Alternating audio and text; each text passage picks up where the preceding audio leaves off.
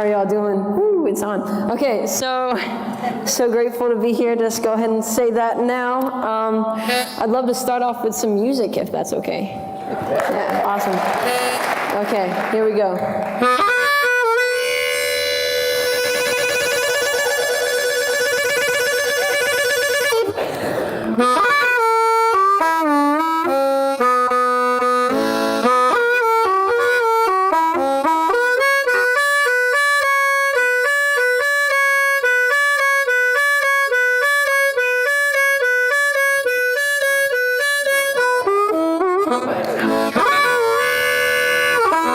Thank you. All right. Awesome. All right, so I'm pretty sure, okay, so this mic works too. Just want to double check that. All right, so here we go. So yeah, so when I was very little, I told my mom that I wanted to be a difference maker and that I didn't want to wait until I was 18 to do it. This is our story of our unique journey of imparting the joy and necessity of giving to others. I'm going to make sure. Okay, there we go. That goes first. My mom and I are a team. It may not be cool for a kid to say his mom is his best friend, but it's true. She's modeled giving to me by showing me to run to need, not away from it.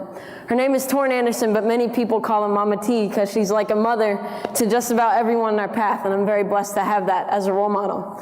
And so Aidan Cares is what we call our awareness initiative. And what happened was it all started when I was about 7 years old at a fancy Atlanta restaurant. And y'all, I was 7 a long time ago, so this was way back. And so in short, about yesterday. But anyway, so I was I carried stuff in my pockets all the time. Like, I don't know, that's just how kids are, much like I am now, even still. But I just carried stuff in my pockets. And one thing that I carried was a cheap harmonica. I had it with me everywhere. And then another thing that I had on my head all the time was my fedora. And you can see it there. And it's a pretty sweet hat. I mean, I'm not going to lie. I mean, I was styling, man. And so there I was. And out of sheer boredom, I played that harmonica outside the restrooms. And I put my hat down beside me because I got hot. And then by the end of the night, people started putting money in my hat. And out of nowhere, I got $80. And so I thought, man, I got $80 for taking my hat off. I mean, I was thrilled. You know, I thought, okay, so I'm going to retire. I'm going to buy a house, or an estate, not a house, or maybe an island, because I hear some people actually do that. I was going to... Thank you. I'll be here all week. No. And then I thought, all right, I'm going to buy a car because, you know, that's what all legit people do. And then something hit me. That's when I realized that everything I needed except the island, I already had. I know, mixing the jokes with the life lessons don't really work too well. I'll work on that.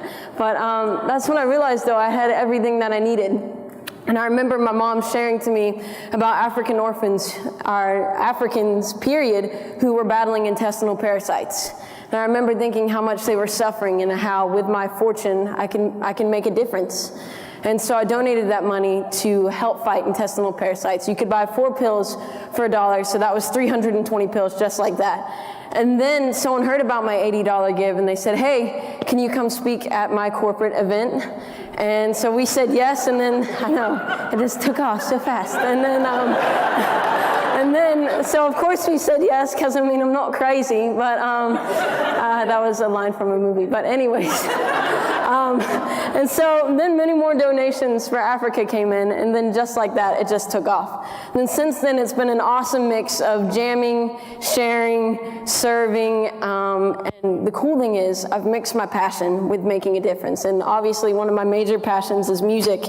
And so with all that being said, I'm going to do another quick song, but I've had the privilege of playing with some of the greatest musicians in the world, including my good friend, Steady Rollin' Bob Margolin, the guitarist for the Late Muddy Waters, so I feel very blessed.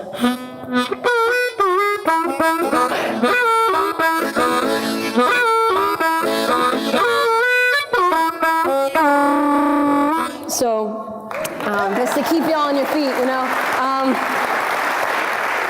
And so I'm trying to see. All right, so of all my experiences reaching, and I did something wrong. Okay, there we go, boom, just like that. And so of all my experiences reaching out, Braden definitely impacted me the most. We met Braden, this awesome little boy right here, at a local children's hospital. And when I say local, it's Children's Healthcare of Atlanta.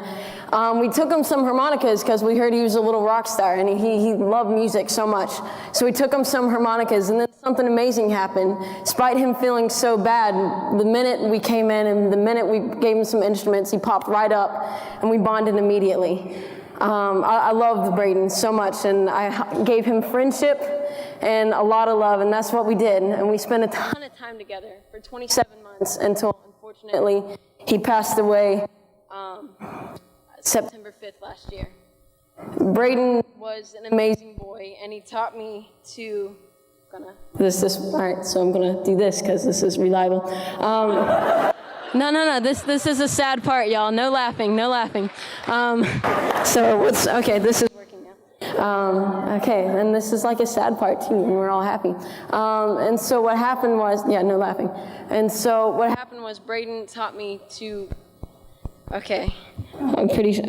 so Braden taught me to completely embrace each day.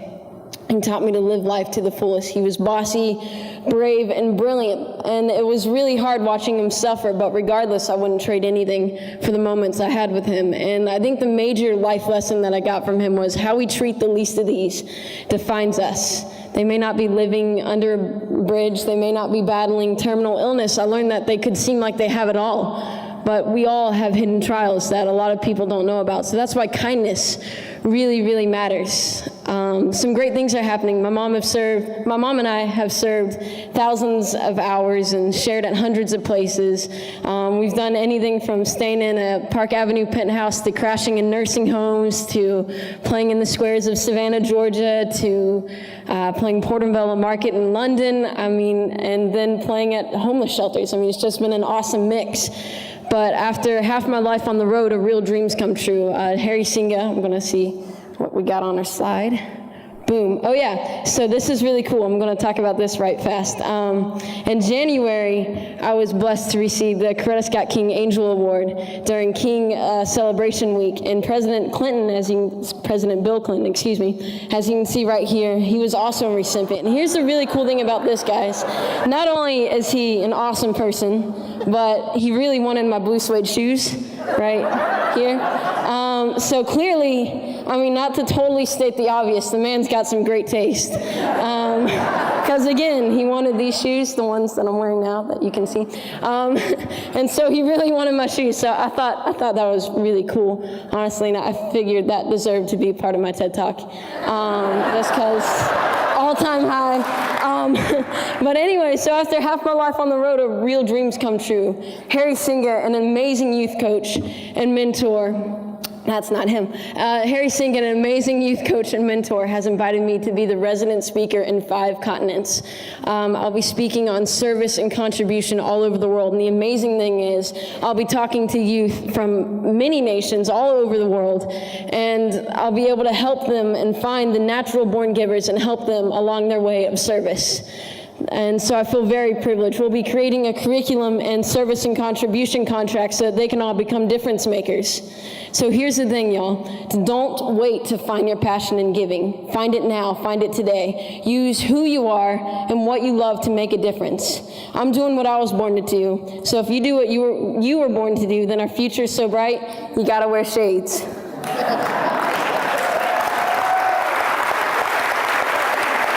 right, thank you.